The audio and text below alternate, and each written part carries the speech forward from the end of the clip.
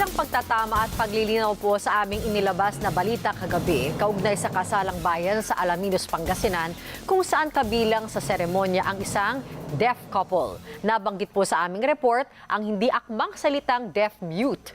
Ayon kay Nikki Templo Perez, dating Dean ng De La Salle College of St. Benil School of Deaf Education and Applied Studies, mas angkop ang salitang deaf bilang pagkilala na kabilang sila sa isang komunidad na may sariling kultura, pagkakakilanlan at lengguwahe. Nakasanayan lamang anya ang tawag na pipi o deaf-mute, pero sila ay may mga boses rin at pinipili lamang na gumamit ng sign language. Kami po ay humihingi ng paumanhin sa paggamit ng hindi akmang salita.